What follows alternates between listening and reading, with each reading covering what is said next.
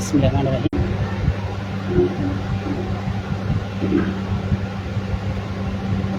সম্মানিত দেশবাসী,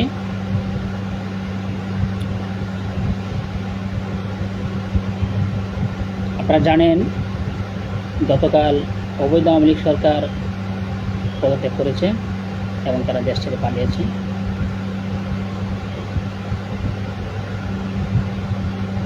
তো গতকালের দিনটি ছিল আমাদের জন্য একটি আনন্দময় দিন।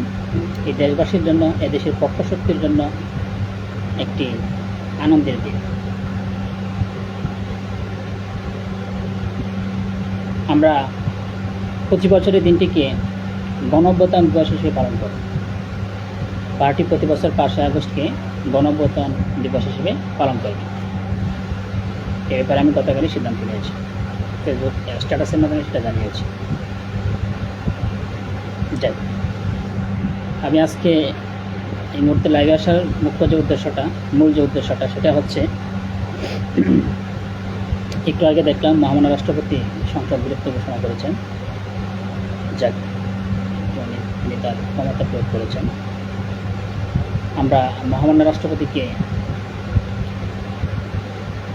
মানি, দেশের আইন এবং সংবিধান মোতাবেক তার প্রতি আমাদের আস্থা আছে। আমরা আশা করব তিনি এই দেশের আইন, বিশেষ করে সংবিধানের মর্যাদা অক্ষুণ্ণ রাখবেন, তার পদাধিকার বলে সেটা আমরা প্রত্যাশা করছি। সম্মানিত শুধু আমি গতকাল মহামান্য রাষ্ট্রপতি গতকাল রাত 12টার আগে, ঠিক 12টার আগে মহামান্য রাষ্ট্রপতির ভাষণ দিয়েছিলেন।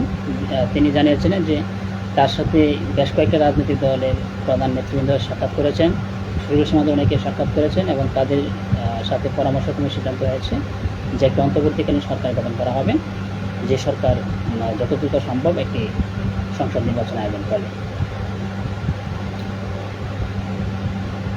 তো তাছাড়া মহামান্য রাষ্ট্রপতি, ধন্যবাদ জানাই মহামান্য রাষ্ট্রপতিকে যে তিনি গতকাল তার ভাষণেই সেটা কনফার্ম করেছেন যে আওয়ামী লীগ সভানেত্রী শেখ হাসিনা তিনি প্রধানমন্ত্রীর পদ থেকে পদত্যাগ করেছেন এবং পদত্যাগ তিনি গ্রহণ করেছেন।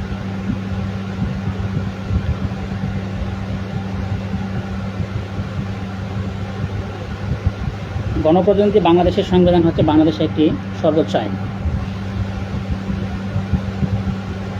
আমরা এদেশের সংবিধান মানি, এদেশের আইন মানি।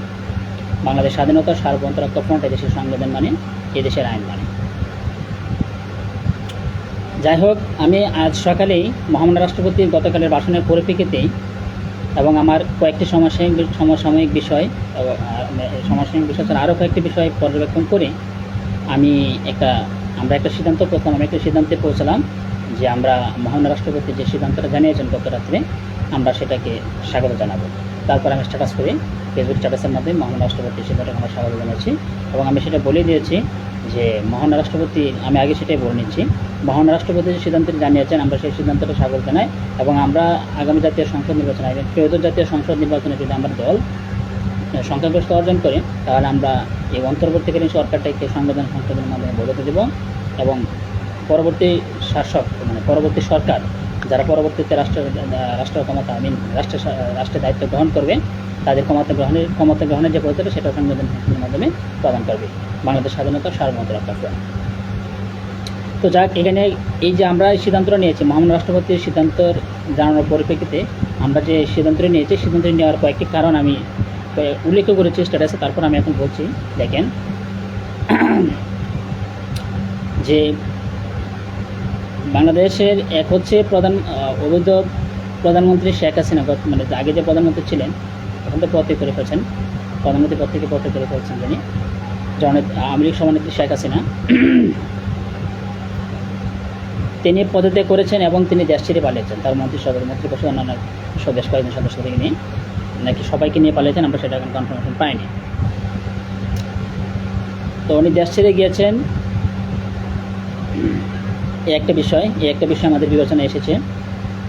আরেকটা বিষয় যেটা সবচেয়ে গুরুত্বপূর্ণ বিষয় আমাদের বিবেচনা, আমাদের সিদ্ধান্তে স্বাগত জানানো এবং বিশেষ বিবেচনাক্রমে আমরা মানে স্বাগত জানানোর কারণটা হচ্ছে, আরেকটা বিষয় হচ্ছে যে সরকারটাও অবৈধ, যে সরকারটি গতকাল পদত্যাগ করেছে, মহামান্য রাষ্ট্রপতির কাছে পদত্যাগপত্র জমা দিয়ে, সেই সরকারটি কিন্তু বাংলাদেশের বৈধ সরকার ছিল না। এই বছর 2024 সালের 7ই জানুয়ারি যে নির্বাচন হয়েছে, এই নির্বাচনের মাধ্যমে যে সংসদ গঠিত হয়েছে এবং এই সংসদ থেকে যে সরকার গঠিত হয়েছিল এবং তারা যে শপথ গ্রহণ করেছিল যে সরকার, এই সরকার ছিল একটা অবৈধ সরকার। এই সরকারকে আমরা মেনে নেয়নি, এই দেশের জনগণ মেনে নেয়নি। তো এই অবৈধ সরকার যেহেতু তারা শপথ গ্রহণ করেছিল, তো আমাদের পদত্যাগটা দরকার ছিল, কারণ এমনিও অনেক হতাহতের ঘটনা ঘটেছে, তার পদত্যাগটা খুবই প্রয়োজন ছিল, যে কারণে তার পদত্যাগটা করতে হয়েছে, আমরা থেকে বাধ্য করছে পদত্যাগ করেছে। এটা একটা ফর্মালিটিস, আসলে কিন্তু এই সরকারের কোনো ক্ষমতার কোনো ক্ষমতা নেই, ঠিক আছে। যাই হোক, আমরা তার পদত্যাগপত্রকে স্বাগত জানাই, স্বাগত জানাই। একটি অবৈধ সরকারের শাসন ব্যবস্থার হাত থেকে দেশটা রক্ষা পাবে। আর আরও অনেক কিছু আছে, আমরা সেদিকে এখন যাচ্ছি।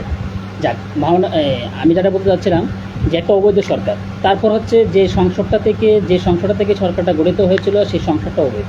কারণ আপনারা জানেন যে 7ই জানুয়ারি যে নির্বাচন হয়েছে, এই নির্বাচনে কিন্তু জনগণ ভোট দেয়নি। যে গুটিকে মাত্র ভোট দিয়েছে, তার মধ্যে আবার অনেক জাল ভোট করেছে। আর সবচেয়ে বড় কথা হচ্ছে নির্বাচন কমিশন এই যারা এমপি হিসেবে তারা ঘোষণা করে যাদেরকে, এরা কিন্তু যত ভোট পেয়ে বিজয়ী ঘোষিত হয়েছে, দেখানো হয়েছে, ঘোষণা করা হয়েছে, আসলে তারা এত ভোট পায়নি। সত্যিকার অর্থে কোনো নির্বাচন এলাকা হয়তো যে তারা একজনকে যে ভোটে বিজয়ী করা হয়েছে, আমার ম্যাক্সিমাম আসলে এরকম হতে পারে। এই পুরো নির্বাচনে সব যে কজন প্রতিদ্বন্দ্বী ছিল, তারা সবাই মিলিয়ে হয়তো এত ভোট পায়নি, বা তার চেয়ে 50% ভোট পায়নি, এরকম হতে পারে। কিন্তু তাদেরকে এর চেয়ে বেশি অনেক বেশি ভোটে বিজয়ী ঘোষণা করা হয়েছে। মানে এখানে জাল ভোট তো একটা আছে, তারপরে আবার এর মধ্যে আবার ওটাও বেশি ভোটে বিজয়ী ঘোষণা করা। এই যে সকল কারণে আমরা এই জাতীয় সংসদকে মেনে নিতে পারিনি। এই জাতীয় সংসদ আমার নিকট অবৈধ সংসদ হিসেবে বিবেচিত হয়ে আছে, মানে সংসদ তো অবৈধ, সংসদ কোনো বৈধতা পায়নি। তো আমরা এই সব দিক বিবেচনা করি, এক হচ্ছে সংসদ অবৈধ, আর এক হচ্ছে যে অবৈধ সংসদ থেকে যে সরকার গঠিত হয়েছিল সেটা অবৈধ, তারা পদত্যাগ করেছে, একটা ফর্মালিটিস মেনটেন করেছে। তো এই সব দিক বিবেচনা করে আমরা মহামান্য রাষ্ট্রপতির যে অন্তর্বর্তীকালীন সরকারের যে সিদ্ধান্তটা জানিয়েছেন, আমরা সিদ্ধান্তকে স্বাগত জানিয়েছি। তো আরও একটা কারণ ছিল আমরা সেই সিদ্ধান্তকে স্বাগত জানানোর ক্ষেত্রে, যে আপনারা জানেন 24-এর গণঅভ্যুত্থান, আমরা গতকালকে যে গণঅভ্যুত্থানটা হয়েছে সেটাকে আমরা 24-এর গণঅভ্যুত্থান হিসেবে একা দিয়েছি। এবং আমরা তো একটু আগে আমি বলেছি যে 5ই আগস্ট এখন থেকে প্রতি বছর পার্টি 5ই আগস্টকে গণঅভ্যুত্থান দিবস পালন করে, 5ই আগস্ট এই দিবসটিকে গণঅভ্যুত্থান দিবস হিসেবে পালন করা হবে। যাক, আরেকটা কারণ ছিল যে আপনারা জানবেন যে 1990 সালের গণঅভ্যুত্থানে যখন এরশাদ সরকারের পতন হয়, তৎকালীন রাষ্ট্রপতি হুসাইন মোহাম্মদ এরশাদ সাহেবের যখন পতন হয়, তখন কিন্তু এই তার পদত্যাগের পরপরই একটি অন্তর্বর্তীকালীন সরকার গঠিত হয়েছিল। তৎকালীন যে নিয়মটা ছিল, সে তৎকালীন যে প্রধান বিচারপতি ছিল, এই বিচারপতির হাতে রাষ্ট্রক্ষমতা হস্তান্তর করে তিনি রাষ্ট্রক্ষমতা থেকে বিদায় নিয়েছিলেন এবং তিনি অন্তর্বর্তীকালীন যে সরকারের প্রধান তাকে রাষ্ট্রক্ষমতা হস্তান্তর করেছিলেন।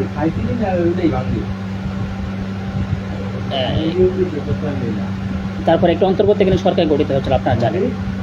এই অন্তর্বর্তীকালীন সরকার গঠিত, আমরা সেই বিষয়টা বিবেচনায় নিয়ে আমরা মোটামুটি একটা সিদ্ধান্তকে স্বাগত জানিয়েছি যে কোনো ধরনের সমস্যা হবে না ইনশাল্লাহ, যেহেতু সংসদটা অবৈধ, সরকারটা অবৈধ ছিল, যে কারণে আমরা সিদ্ধান্তকে স্বাগত জানিয়েছি এই সব দিক বিবেচনা করি। হ্যাঁ, আরেকটা বিষয় আছে যে যাক, আমি একটা কথা আমাকে বলতে হবে, যেটা হচ্ছে সংবিধানের যে বাধ্যবাধকতা, যে একটা সংবিধান উল্লেখ আছে, সেটা আমি একটা কথা আমাকে বলতে হবে যে বাংলাদেশের গণপ্রজাতন্ত্রী বাংলাদেশের সংবিধান অনুযায়ী, বিদ্যমান সংবিধান অনুযায়ী, যে কোনো সরকার যদি পদত্যাগ করে, তাহলে সংবিধান অনুযায়ী পদত্যাগ করার পরপরই তারা শপথে বহাল থাকে, যতদিন না পর্যন্ত তার পরবর্তী সরকার এই রাষ্ট্রের দায়িত্বভার গ্রহণ করে। মানে হচ্ছে পরবর্তী সরকার দায়িত্বভার গ্রহণ করার আগ মুহূর্ত পর্যন্ত পদত্যাগী সরকার কিন্তু রাষ্ট্র ক্ষমতা আসীন থাকে। এটা কনস্টিটিউশনে উল্লেখ আছে, বাংলাদেশের যে গণপ্রজাতন্ত্রী বাংলাদেশ সংবিধানে উল্লেখ আছে। তা আমি একটু আগে বলেছি আমরা বিষয়টাকে স্বাগত জানানোর অন্তর্বর্তীকালীন সরকারের বিষয়টাকে স্বাগত জানানোর বেশ একটা কারণ আমরা উল্লেখ করে আমরা বিশেষ বিবেচনাক্রমে মহামান্য রাষ্ট্রপতির সিদ্ধান্তকে স্বাগত জানি। যাক, তারপর আরেকটা বিষয় হচ্ছে যে সংসদটা থেকে এই অবৈধ সরকার গঠিত হয়েছিল, এই সংসদটা অবৈধ। আমি এর আগে বলেছি এবং বেশ কয়েকবারই বলেছি যে সংসদটাও রাজ্য জাতীয় সংসদের একটা অবৈধ সংসদ ছিল, এই সংসদটা আমরা মেনে নেয়নি। এই অবৈধ সংসদ যে সদস্য ছিল তারা সবাই ছিল অবৈধভাবে নির্বাচিত ঘোষিত, সো সংসদ ছিল অবৈধ। যাক, সম্মানিত দেশবাসী, আমি আপনাদেরকে যেটা বলতে চেয়েছিলাম যে সেটা হচ্ছে যে দেশের এই যে সংসদটা, যে আমি সংবিধানের যে বাধ্যবাধকতার কাছে কোনো সরকার পদত্যাগ করলে তার দায়িত্বভার গ্রহণ করার আগ মুহূর্ত পর্যন্ত তারা স্বপদে বহাল থেকে প্রধানমন্ত্রী এবং অন্যান্য মন্ত্রী প্রতিমন্ত্রী তারা স্বপদে বহাল থেকে যতদিন না পর্যন্ত অন্য পরবর্তী সরকার দায়িত্বভার গ্রহণ না করে, যতদিন না পর্যন্ত পরবর্তী সরকার দায়িত্বভার গ্রহণ করে। তো এরপর আরেকটা নিয়ম হচ্ছে যে পরবর্তী সরকারটা যে যারা হবে, এই সরকারটা হতে হবে এই সংসদ থেকে পরবর্তী সরকার হতে হবে। এতে মহামান্য রাষ্ট্রপতি 90 দিনের মধ্যে কোনো সরকার পদত্যাগ করে, প্রধানমন্ত্রী পদত্যাগ করার পরবর্তী 90 দিনের মধ্যে এই সংসদ থেকে অন্য আরেকজন ব্যক্তিকে প্রধানমন্ত্রী হিসেবে নিয়োগ দেবেন, যিনি সংসদে রাষ্ট্রপ্রধান হবেন এবং তিনি দায়িত্বভার গ্রহণ করার 90 দিনের মধ্যে দায়িত্বভার গ্রহণ করবেন। দায়িত্বভার গ্রহণ করার আগ মুহূর্ত পর্যন্ত যে পদত্যাগী সরকার তারা পদত্যাগ করেছে তারা স্বপদে পদ থেকে স্বপদে বহাল থাকে। এই হচ্ছে সংবিধানের যে নিয়মটা, বাধ্যবাধকতা না। তারপর হচ্ছে এখন যেহেতু মহামান্য রাষ্ট্রপতি, আমরা কিন্তু গতকাল বাংলাদেশ স্বাধীনতা সার্বভৌমত্ব কিন্তু এই অবৈধ আওয়ামী লীগ সরকারকে ঘটিয়েছে। আপনারা জানেন আমি সেই 2024 সালে 4 ফেব্রুয়ারি অবৈধ আওয়ামী লীগ সরকারের বিরুদ্ধে আনুষ্ঠানিকভাবে পতন আন্দোলন ঘোষণা করি এবং তারপর থেকে আমার আন্দোলন অব্যাহত শেষ পর্যন্ত গতকাল আমরা এই অবৈধ আওয়ামী লীগ সরকার হটাতে সক্ষম হই। যাক, মহামান্য রাষ্ট্রপতি আমরা গতকাল বঙ্গভবনে যাওয়ার জন্য কোনো ইনভাইটেশন পাইনি, যেখানে বঙ্গভবনে আমাদের যাওয়া সম্ভব হয়নি, মহামান্য রাষ্ট্রপতির সাথে আমাদের সাক্ষাৎ করা সম্ভব হয়নি। যাক, মহামান্য রাষ্ট্রপতি উনি নিজে বলেছেন যে বেশ কয়েকটা রাজনৈতিক দলের নেতৃবৃন্দের সঙ্গে আলাপ আলোচনা করেছেন, সুশীল সমাজের কয়েকজনের সাথে আলাপ আলোচনা করেছেন এবং 3 বাহিনীর প্রধানগণ ঊর্ধ্বতন কর্মকর্তাদের সাথে আলাপ আলোচনা শেষে তারা একটা সিদ্ধান্ত নিয়েছেন, যে সিদ্ধান্তটা হচ্ছে অন্তর্বর্তীকালীন সরকার গঠিত হবে, যারা একটা দ্রুত একটি সংসদ নির্বাচন আয়োজন করবে। তো মহামান্য রাষ্ট্রপতির ভাষণের পরিপ্রেক্ষিতে আমি বেশ কয়েকটা দিক বিবেচনা নিয়ে আমি আজই সকালেই আবার জানিয়ে দিয়েছি যে আমরা সিদ্ধান্তটিকে স্বাগত জানিয়েছি, তবে বেশ কয়েকটা দিক বিবেচনা করে একটা বিষয় বিবেচনা করি। এখন কথা হচ্ছে সময় কিন্তু শেষ হয়ে যায়নি, এটা নিয়ে আরও ভাবার বিষয় আছে, আমরা আরও ভাবতে পারি এই বিষয়টা নিয়ে। তবে আমি যে বিষয়টা, আরেকটা বিষয় যে 1990 সালে যে গণঅভ্যুত্থানের পর যে অন্তর্বর্তীকালীন সরকারটা গঠিত হয়েছিল, এই সরকারটা কিন্তু যে গঠিত হয়েছিল এটা কিন্তু অভ্যুত্থানের মাধ্যমে সরকারের পতন ঘটার কারণে কিন্তু এই অন্তর্বর্তীকালীন সরকারটা গঠিত হয়েছিল। যে কারণে আমরা মনে করলাম যে এখনও যেহেতু আওয়ামী লীগ সরকার পদত্যাগ করেছে এবং তারা দেশ ছেড়ে পালিয়েছে এবং সংসদটা অবৈধ, সরকারটা ছিল অবৈধ, তাহলে আমরা অন্তর্বর্তীকালীন সরকারের সিদ্ধান্তটা সেটা আমরা মেনে নিই, যে কারণে আমরা সিদ্ধান্তকে স্বাগত জানিয়েছি। তো কথা হচ্ছে বাংলাদেশের বিদ্যমান, আমি সংবিধানের যে বাধ্যবাধকতাগুলো আছে সেটা কিন্তু আমি একটু আগে বলেছি। তো যেহেতু সংবিধানের বাধ্যবাধকতাগুলো আছে, তার মানে এই যে বর্তমান সংবিধান অনুযায়ী কোনো অন্তর্বর্তীকালীন সরকারের কোনো বৈধতা থাকে না, সেটা বাংলাদেশ স্বাধীনতা সার্বভৌমত্ব রক্ষা ফ্রন্টেই আমরা আপনাদেরকে সেটা ক্লিয়ার করলাম। যে আপনারা জানেন, আমি জানেন যে এরকম না, আমি সেটা বলিনি, জাস্ট আমরা সেটার পক্ষে আর কি, যে গণপ্রজাতন্ত্রী বাংলাদেশের সংবিধান অনুযায়ী কোনো অন্তর্বর্তীকালীন সরকারের বিদ্যমান সংবিধান অনুযায়ী অন্তর্বর্তীকালীন সরকারের কোনো বৈধতা নেই। আর মহামান্য রাষ্ট্রপতি তার কমাতে বলে জাতীয় সংসদ বিলুপ্ত ঘোষণা করতে পারেন, কিন্তু তিনি সংবিধান বাতিল করতে পারবেন না, সংবিধানের কোনো ধারা উপধারা প্রভৃতি বাতিল করতে পারবেন না, বিলুপ্ত করতে পারবেন না। তো যেহেতু মহামান্য রাষ্ট্রপতির রাষ্ট্রের আইন অনুযায়ী তিনি তার ক্ষমতা বলে সংসদ ভেঙে দেবেন, যেটি তিনি করেছেন অলরেডি, ইতিমধ্যে তিনি সংসদ ভেঙে দিয়েছেন, কিন্তু তিনি তো সংবিধানে কোনো ধারা বিধি ধারা উপধারা অনুচ্ছেদ অনুচ্ছেদ উপনুচ্ছেদ এগুলো কোনো কিছু তিনি কী করতে পারবেন না, বাতিল বা বিলুপ্ত করতে পারবেন না। তবে শুধু ধারা অনুচ্ছেদ উপনুচ্ছেদ বাতিল করতে পারবেন এরকম নয়, তিনি নতুন করে কোনো অনুচ্ছেদ উপনুচ্ছেদ তিনি তার নির্দেশনা মধ্যে তার ক্ষমতা বলে তার নির্বাহী আদেশ তার নির্দিষ্ট কোনো আদেশ বলে তার অনুচ্ছেদ উপনুচ্ছেদ যোগ করতে পারবেন না এবং সংযোজন করতে পারবেন না। এটা বাংলাদেশের সংবিধান অনুযায়ী তিনি এই ক্ষমতা প্রয়োগ করতে পারবেন না। তো যেহেতু তিনি কোনো অনুচ্ছেদ উপনুচ্ছেদ নতুন করে সংযোজন করতে পারবেন না, আর যেহেতু তিনি জাতীয় সংসদ ভেঙে দিয়েছেন, তার মানে সাধারণভাবে যেটা বলে, যেহেতু সংসদ ভেঙে দেয়, তার মানে এখানে আলটিমেটলি বলা চলে, সাধারণভাবে যেটা মানুষ বলা চলে, যেখানে আর কোনো সংশোধন করছে না, মানে কোনো সংশোধনী পাস হওয়ার সময় পাচ্ছে না। তবে যাক, এই ব্যাপারে আমার একটা আমাদের বাংলাদেশ স্বাধীনতা সার্বভৌমত্ব রক্ষা ফ্রন্টের সংবিধানের যে মেসেজটা হচ্ছে সেটা হচ্ছে যে যেমনভাবে সংবিধানে বলা হচ্ছে কোনো সরকার পদত্যাগ করলে পরবর্তী সরকার দায়িত্ব গ্রহণের আগ মুহূর্ত পর্যন্ত তারা স্ব পদে বহাল থাকে, তদ্রূপ এই সংবিধানে সংসদ নিয়ে ওটা বলা আছে যে কোনো সংসদ ভেঙে দেওয়া হলে পরবর্তী সংসদ সদস্যগণ দায়িত্ব গ্রহণ করার আগ মুহূর্ত পর্যন্ত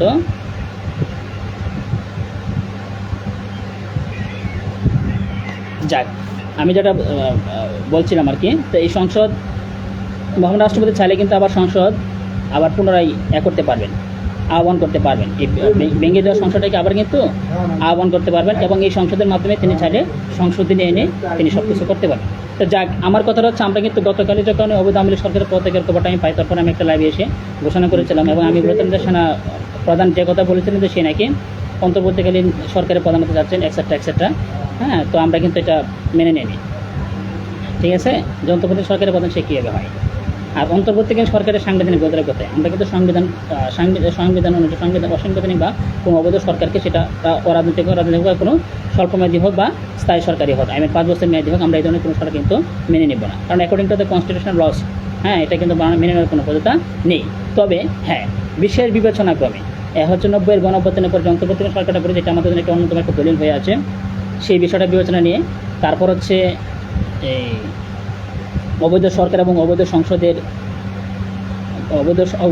বিরুদ্ধে ঘোষণা করেছে আর অবৈধ সরকারের পতন করেছে। এইসব দিক বিবেচনা করে আমরা অন্তর্বর্তীকালীন সরকারটা সিদ্ধান্তকে স্বাগত জানাই, তবে সেটা সংবিধানসম্মত এবং আইনসম্মত হতে হবে, নইলে কিন্তু আবার সেটা কোনো বৈধতা লাগবে না। এইভাবে বাংলাদেশ স্বাধীনতা সার্বভৌমত্ব রক্ষা সম্পূর্ণ সংসদ সবাইকে স্পষ্ট করছে যে পার্টির নিকট এই বিষয়ে কোনো বৈধতা পাবে না যদি সেটা সংবিধান আইনসম্মত না হয়ে থাকে। আর তারপরেও যদি সম্ভব নাই হয় একান্ত, তারপর আমরা আমি মেসেজ আজকে যে ফেসবুক স্ট্যাটাসটা করেছি সেখানে আমরা স্পষ্টভাবে উল্লেখ করে দিয়েছি যে তারপরে যদি সম্ভব না হয়, যেমন সংসদ বা মহামান্য রাষ্ট্রপতির যদি আবার এই পুনরায় সংসদ আহ্বান করতে না পারেন এবং এই সংসদের মাধ্যমে যদি সংবিধানের কোনো সংশোধন আনা সম্ভব না হয়, তাহলে আমরা যে যদি কোনো অন্তর্বর্তী সরকার গঠিত হয়, আমরা সেক্ষেত্রে আমরা অন্তর্বর্তী সরকারের পক্ষে যে অন্তর্বর্তী সরকার গঠিত হয়, তাহলে সেই সরকারকে এই অন্তর্বর্তী সরকারের মেয়াদে যে সংসদ নির্বাচন হবে, যে আগামী জাতীয় সংসদ নির্বাচন হবে, সেই নির্বাচনে যেসব সংসদ সদস্য নির্বাচিত হবে, যে যাদেরকে নিয়ে সংসদ গঠিত হবে, জাতীয় সংসদ গঠিত হবে, তারা একটি সংশোধনী আনবে, যে সংশোধনী আমরা যদি সংসদ নির্বাচনে সংশোধন করি তাহলে সংশোধন আমরা যেটা করবো বলছি, আমরা এই অন্তর্বর্তীকালীন সরকারের যে বৈধতা সংবিধানের সংসদের মাধ্যমে দিয়ে দিব। আর পরবর্তী সরকারের শপথ গ্রহণের যে ব্যাপারটা সেটা আমরা সংবিধানের সংশোধনের মাধ্যমে নেব। তবে হ্যাঁ, আমরা এই অবৈধ আরেকটা বিষয় আপনারা জানেন যে মহামান্য রাষ্ট্রপতি কিন্তু যে বিলের সময় দিয়েছিলেন, সুপ্রিম কোর্ট কিন্তু তত্ত্বাবধায়ক সরকারের যে বিধানটি সেটা কিন্তু বাতিল করে দিয়েছে। তো সুপ্রিম কোর্ট কর্তৃক যেহেতু এটা বাতিল হয়েছে, তো বাংলাদেশ স্বাধীনতা সার্বভৌমত্ব রক্ষা তত্ত্বাবধায়ক সরকার ব্যবস্থা পুনর্বহাল করার পক্ষে না। আমরা স্পষ্ট জানিয়ে দিচ্ছি যে আমরা তত্ত্বাবধায়ক সরকার ব্যবস্থাটা পুনর্বহাল করার পক্ষে না। আওয়ামী লীগ সরকারের সময়ও আমরা বলেছি, যদিও আমরা আওয়ামী লীগ সরকারের বিভিন্ন নেতিবাচক কর্মকাণ্ডের বিরুদ্ধে ছিলাম, তবে আমরা কিন্তু তত্ত্বাবধায়ক সরকার ব্যবস্থাটা সুপ্রিম কোর্ট কর্তৃক বাতিল হয়েছিল সংশোধনীটি, হ্যাঁ, যেটা পরে তার সংবিধানের ৫০ সংশোধনের মাধ্যমে এটাকে বাতিল করে দেওয়া হয়েছিল। আমরা কিন্তু সেটাকে খুব ভালোভাবে স্বাগত জানিয়েছিলাম এবং সেটা গণতন্ত্রের সাথে সাংঘর্ষিক নয়, এই যে সংবিধানের ৫০ সংশোধনীটা। তবে এর আগে যে তত্ত্বাবধায়ক সরকার ব্যবস্থাটা ছিল এটা সংবিধানের এবং গণতন্ত্রের সাথে সাংঘর্ষিক ছিল। আপনারা দেখেন যে একটা অনির্বাচিত সরকারকে 5 বছর পর একটা নির্দিষ্ট মেয়াদের 2 মাস 3 মাস মেয়াদের জন্য এনে নেওয়ার জন্য কিসের জন্য দরকার, আমরা সেটা বিপক্ষে, সম্পূর্ণ বিপক্ষে, তত্ত্বাবধায়ক সরকার ব্যবস্থার বিপক্ষে। আমরা যদি এই বিশেষ পরিস্থিতিতে আমরা কিন্তু আপনারা জানেন আমরা কিন্তু সেই 2024 সালের জানুয়ারি মাস থেকে যেদিন এই অবৈধ আওয়ামী লীগ সরকার শপথ গ্রহণ করেছিল তারপর থেকে যে আমরা যে পরিস্থিতি বিবেচনা করে আসছি, এই পরিস্থিতি হচ্ছে বিশেষ পরিস্থিতি আমার বাংলাদেশ স্বাধীনতা সার্বভৌমত্ব ঘোষণা করেছিল, ঠিক আছে, আপনারা জানেন সেটা বিশেষ পরিস্থিতি বিবেচিত হয়ে আসে এই সময়কালটা। যাক, যেহেতু এমন একটা পরিস্থিতি যেখানে অবৈধ সরকার, হ্যাঁ, উভয়টার পতন ঘটেছে, সংসদ বিরুদ্ধে ঘোষণা যেহেতু হয়ে গেছে, তার আমরা উভয়টার পতন ঘটেছে সেটাই বলছি, উভয়টার পতন ঘটেছে।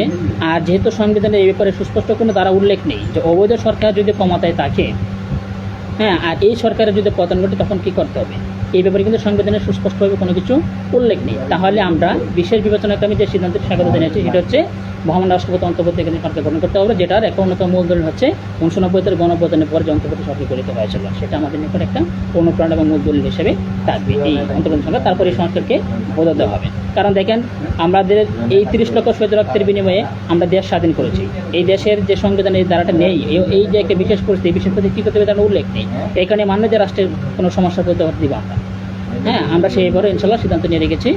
হ্যাঁ, আমরা অন্তর্বর্তীকালীন সরকার গড়ে তোলে, যেহেতু সংসদে এখন বিরুদ্ধ করা হয়েছে, আর এই সংশোধনের মাধ্যমে না এনে কোনো অন্তর্বর্তী সরকার গঠন করতে হয় বাই চান্স, তাহলে এই অন্তর্বর্তী সরকারের মাধ্যমে যে সংসদ গঠিত হবে, সেই